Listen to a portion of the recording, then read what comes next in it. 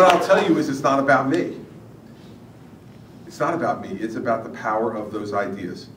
That people now understand that we've overspent, overtaxed, and overborrowed for a decade or more, and that it's time to pay for the party and clean up after it.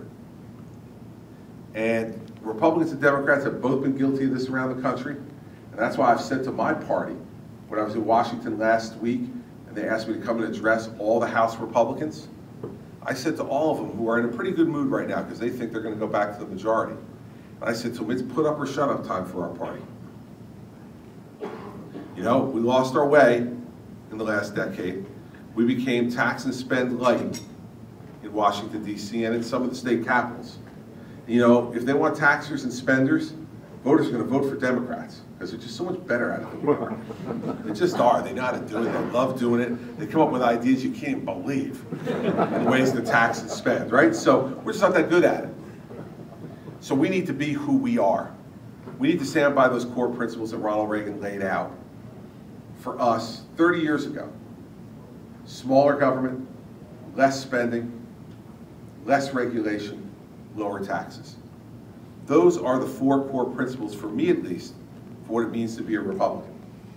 And if we don't stand by those, and we don't deliver this time, after this election, when I assume that we're going to do extraordinarily well, then the public is going to send our party to the wilderness, and they're going to send us there for a very long time without a compass.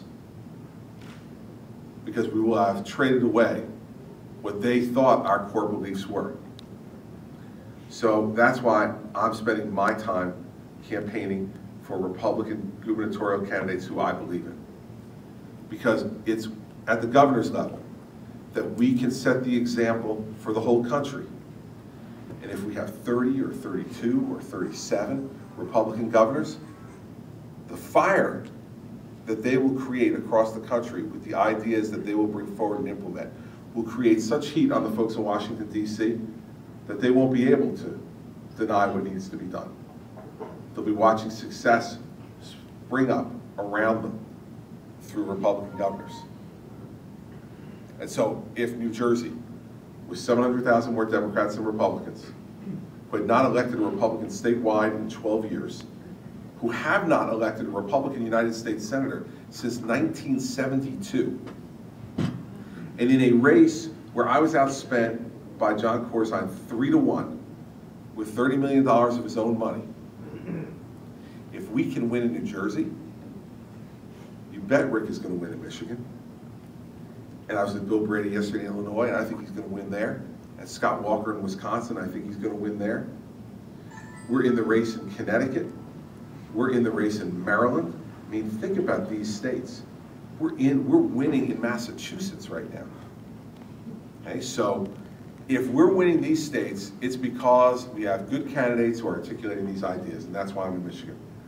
I'm in Michigan because one of the people who's really putting forward those ideas of reinventing government and bringing us back to our core principles is the man you were smart enough to nominate for our party's nomination for governor in Michigan.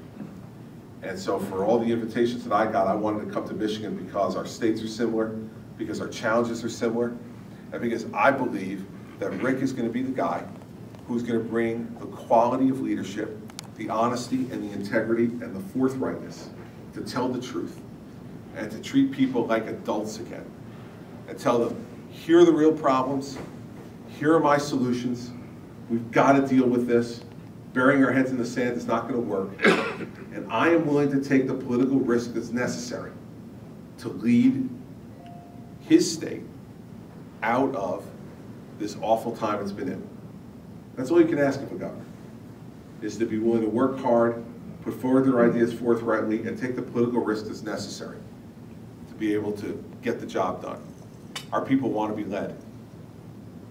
And I believe that Rick is the guy here in Michigan to be able to do that. And I know I'm preaching to the converted this morning. But you all better not take this lead for granted in the last 27 days. Okay? It's great to be up in the polls. It's much better to be up than down. I've been both. I like it much more when I'm up than when I'm down. But we can't have Republicans become self-satisfied in Michigan in the last 27 days because desperate people do desperate things. And the Democratic Party in Michigan is desperate. They think they're about to be shown the wilderness. And nobody wants to be there. So please focus in these last 27 days. Work as hard as you can for Rick. He deserves it. He's earned it. And he's going to make you proud as governor. And we don't want to wake up on November 3rd thinking we could have done a little bit more. And we missed by just this much in really transforming Michigan. We don't want to do that. Because if Michigan is being transformed by Rick, then America can be changed too. And we can't wait till 2012 to change America. We got to start changing America on November 2nd. And the surest, quickest way to do that is to elect Republican governors. So it's an